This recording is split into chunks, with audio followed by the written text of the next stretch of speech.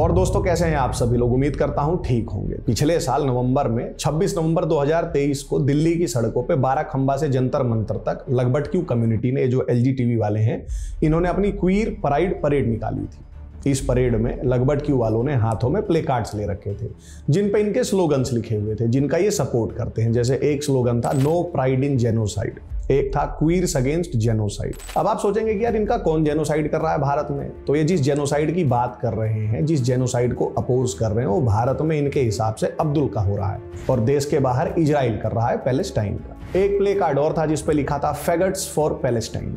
जो पार्टिसिपेंट्स थे इस परेड में, उन्होंने एक सुर में डिक्लेयर किया कि they oppose genocide of Palestinians by Israel and violence faced by minorities in India. वैसे भारत में एलजीटीवी के सपोर्ट में लेफ्ट के जितने भी स्टूडेंट ऑर्गेनाइजेशंस हैं वे सब रैलियां निकालते हैं। जेएनयू में पैलेस्टाइन और गाजा के दर्द में वामपंथी छात्र संगठन आए दिन पर्चा निकालते रहते हैं। मतलब लेफ्ट लगभग क्यू और पैलेस्टाइन का एक साथ सपोर्ट करता है। और ये वायरस केवल भारत में ही सीमित नहीं है, ये क्वीर्स फॉर पैलेस्टाइन वाली चरस जो है इंटरनेशनल है, वर्ल्ड वाइड फेनोमिनन है। और जब मैं इन्हें ऐसा करता देखता हूं, जब उनके प्ले कार्ड्स पे क्वीर्स अगेंस्ट इजराइल या क्वीर्स फॉर पैलेस्टाइन देखता हूं, तो मुझे याद आता है चिकन फॉर केएफसी।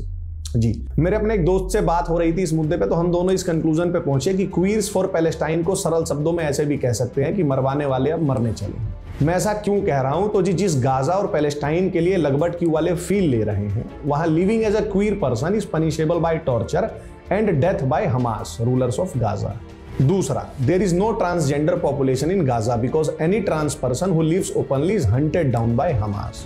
और तीसरी सबसे हंसी की बात, ये जो क्वीर्स फॉर पैलेस्टाइन वाले हैं, ये जिस इजराइल का विरोध करते हैं, जिस इजराइल को अपोज करते हैं, वही same Israel grants asylum rights to लगभग queer Palestinians who face death threat in Gaza और पैलेस्टाइन। सैकड़ों की संख्या में पैलेस्टाइन के लगभग क्यू वाले इजराइल में शरण लेके रह रहे हैं, क्योंकि अगर उन्हें इजराइल वापस भेज देता है जहां से वो आए हैं, तो वहां तो इनका कर दिया जाएगा हमास द्वारा या पैलेस्टीनियंस द्वारा।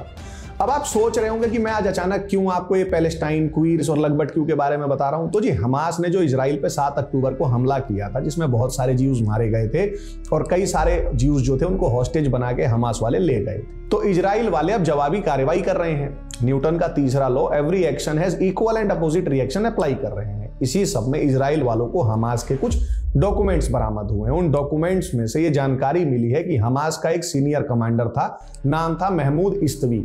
इस महमूद इस्तवी का परिवार भी हमास का लॉयलिस्ट था, सपोर्टर था। मार्च 2016 में हमास वालों ने अपने ही सीनियर कमांडर मोहम्मद इस्तवी की छाती में गोली मार के उसका जन्नत का टिकट काट दिया। कारण, क्योंकि हमास वालों को शक था कि ये मोहम्मद इस्तवी जो है वो लगभग क्यू है, होमोसेक्सुअल है। अब अगर खैर ये लगभग क्यू है और होमोसेक्सुअल है, तो ये जन्नत तो जा ही नहीं सकता किताब के अनुसार।